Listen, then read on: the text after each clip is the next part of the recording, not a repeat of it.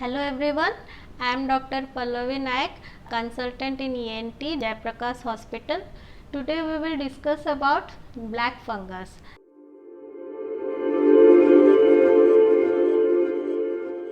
Black fungus जो कि आजकल बहुत चर्चे में है, इसको हम लोग म्यूकोरोमाइकोसिस के नाम से भी जानते हैं. It is cause by group of fungi और moulds that is in the family of mucormycosis. So this is all about black fungus.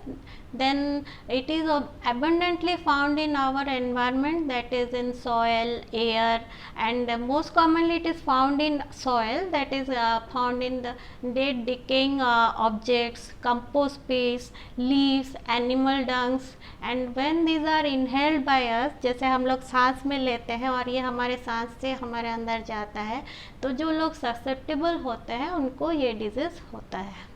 Most commonly हम इसको एक अपॉर्चुनिस्टिक फंगाई के नाम से जानते हैं. इसको अपॉर्चुनिस्टिक इसलिए बोला जाता है क्योंकि ये सब लोगों को अफेक्ट नहीं करता है.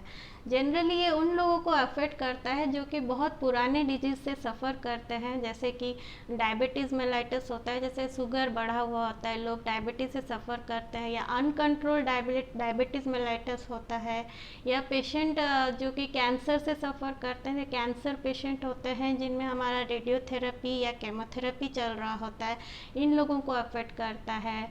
और एक नेक्स्ट ग्रुप ऑफ पेशेंट होते हैं जैसे कि ट्रांसप्लांट पेशेंट होते हैं जिनमें अलग टाइप का मेडिसिन चलता है. ये लोग पेशेंट क्या होता है, जनरली लोग सब इम्यूनो कॉम्प्रोमाइज्ड होते हैं, जिनका इम्यूनिटी थोड़ा वीक होता है. इन लोगों में ये वाला डिजीज़ ज़्यादातर पाया जाता है. जो लोग ये डिजीज़ से सफ़र करते हैं, इस फंगस को उन्हीं में ही अपॉर्चुनिटी मिलता है अफेक्ट करने के लिए, नहीं तो ये नॉर्मल लोगों को बहुत कम अफेक्ट करता है. Next coming to the symptoms of the disease.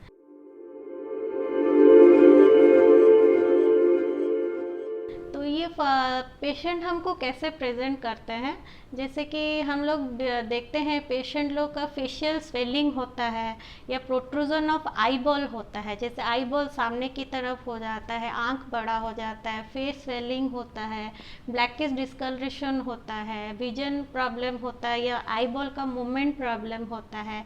उसके साथ पेशेंट लोग हेडेक कंप्लेंट करते हैं, नेजल कंजेशन, चेस्ट कंजेशन और नेज़ल डिस्चार्ज भी कंप्लेन करते हैं. इन लोगों को हम लोग सस्पेक्ट करते हैं जो उनमें ब्लैक फंगस या म्यूकोरमाइकोसिस होने का चांस होता है, और इसको हम कंफर्म करने के लिए पेशेंट को हॉस्पिटल में एडमिट करते हैं, या जो भी हॉस्पिटल में होता है उनमें से हम स्पेसिस लेते हैं, जैसे एंडोस्कोपी करके नेज़ल मास से या नेज़ल मास से हम लोग कुछ स्पेसिस लेकर, या जहाँ पे ये वाला डिजीज़ पाया जाता है वहाँ से कुछ टिश्यू लेकर टेस्ट के लिए लैबोरेटरी में देते हैं. उसके बाद कंफर्म करते हैं कि ये हमारा म्यूकोरमाइकोसिस है कि नहीं.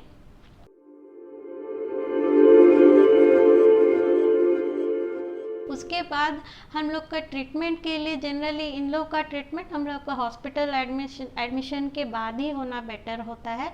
जितना जल्दी हॉस्पिटल में एडमिशन होता है और ट्रीटमेंट स्टार्ट हो जाता है, तो उतना ही जल्दी हमारा डिजीज़ को रोकने में सफल होते हैं. तो जल्दी अर्ली डायग्नोसिस और ट्रीटमेंट इसके लिए ज़रूरी होता है. और इसके साथ हम लोग मेडिकेशन, हमारा जनरली एम्फोटेरिसिन बी यूज़ होता है, जो कि सब लोग आजकल टीवी में आ रहा है, वो वाला यूज़ होता है. उसके साथ जो लोग से एग्रेसिव डिजीज़ होता है, जिनमें से हम लोग जैसे जिसका आँख का इन्वॉल्वमेंट होता है या और कहीं पे ज़्यादा इन्वॉल्वमेंट हो, वहाँ पे डिब्राइडमेंट किया जाता है, उसके साथ हमारा मेडिकेशन दिया जाता है. Now in this coming to the period of corona, यहाँ पे जहाँ कोरोना ज़्यादा हो, अभी जिस पीरियड में चल रहा है, यहाँ पे ब्लैक फंगस ज़्यादा देखने को मिल रहा है. यहाँ तक कि ब्लैक फंगस बहुत सारे जगह में हमारा पैंडेमिक भी घोषित कर दिया गया है, क्योंकि आजकल के दिन में क्या होता है, बहुत सारे लोग इम्यूनो कॉम्प्रोमाइज्ड हो रहे हैं, उसी के वजह से लोग सब ज़्यादा ब्लैक फंगस से सफ़र कर रहे हैं. तो यहाँ पे ज़्यादा अफेक्शन हो रहा है इम्यूनो कॉम्प्रोमाइजेशन के वजह से. तो हम लोग को क्या करना चाहिए, इसके लिए हमारा बेटर होता है prevention is always better than cure. तो हम लोग प्रिवेंटिव मेजर्स लेना ज़रूरी होता है, जिसकी वजह से हम इसको थोड़ा बहुत अवॉइड कर सकते हैं।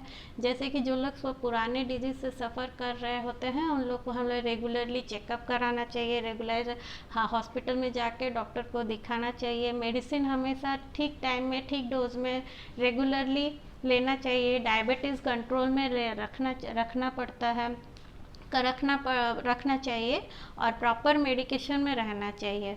उसके साथ हमारा गार्गलिंग और स्टीम इनहेलेशन रेगुलरली रहना चाहिए, इससे थ्रोट क्लींजिंग इफेक्ट रहेगा और मेडिकेशन और फंगल इन्फेक्शन को वो प्रिवेंट करता है। और यदि भी आपको लगे कि मेरा ये सब प्रॉब्लम स्टार्ट हो रहा है या हम ब्लैक फंगस सस्पेक्ट कर रहे हैं, तो ज़रूर आप हॉस्पिटल विजिट करें और डॉक्टर को दिखाएं और कंफर्म हो जाइए कि आपका ये डिजीज़ है या नहीं है, जिसके वजह से अर्ली डायग्नोसिस और ट्रीटमेंट होने में आपको सुविधा हो सकता है।